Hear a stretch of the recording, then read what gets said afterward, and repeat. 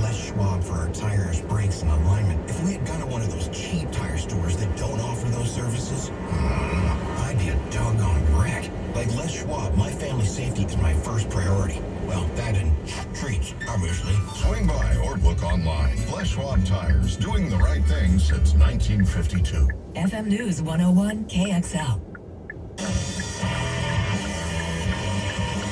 All right. The Markley Van Camp and Robbins Show. Jerry Markley, David Van Camp, Scott Robbins. The Durham probe. You know, we were waiting for this for a long time. We were hoping to have it before the 2020 election.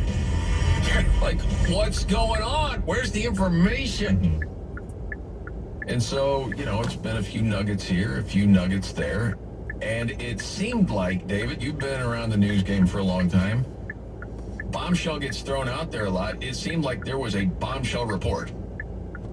Yeah. It was picked up by pretty much no one in legacy media. No, except to criticize people who were calling it a bombshell report. That's right. The same national media that hyperventilated anytime they got sources telling them about something happening with Robert Mueller or Trump, Russia, or whatever. Now they're like, well, it's not that big of a deal because what happened? You've got the special counsel, John Durham, who in a court filing said that there was somebody associated or who had worked with a couple people removed the Hillary Clinton campaign. And they were tracking web traffic that came out of the Trump campaign, Trump Tower, and the White House itself in the early part of 2017.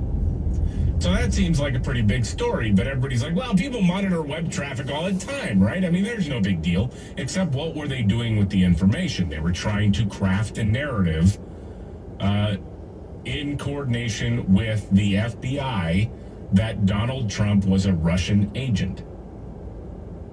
That's right. It's a pretty big deal. Well, the Media Research Center found that ABC, CBS, NBC, in just their evening newscast alone, spent 2,634 minutes covering the investigation into alleged Russia collusion through July 20th, 2019. It was nearly 1/5 of all those broadcasts. That's really something. Yeah. As a matter of fact, you go back, the failing New York Times and the Washington Post even shared the Pulitzer Prize in 2018 for deeply sourced, relentless reported coverage of alleged Russian interference. Which I know people will say, well, those prizes mean nothing anymore. And that's one of the reasons why. Right. A whole lot of fake news. And so as we get this from Durham, and I mean, you got Hillary Clinton all over this thing. I saw Molly Hemingway.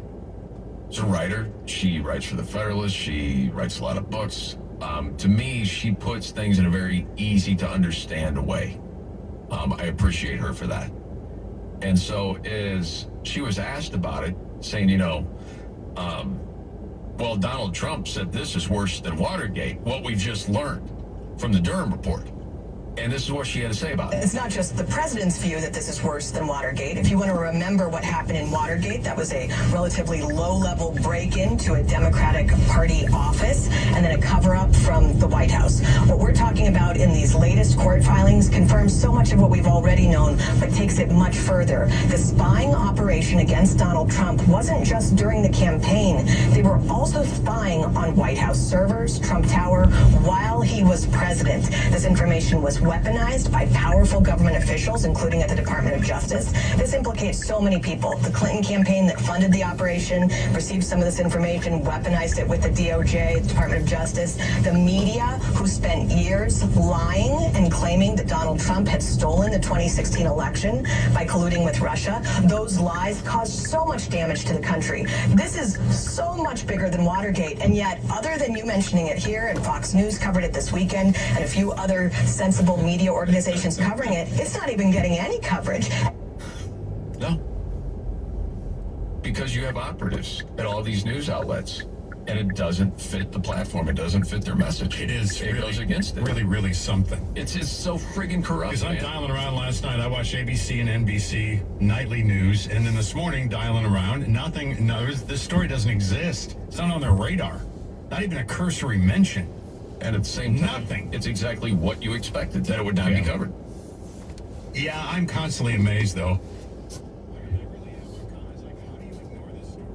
You pounded this story for years. Who's going to hold them accountable? That's what it comes down Well, yeah, to. and That's why it's so frustrating. Leslie Stahl. Goodbye.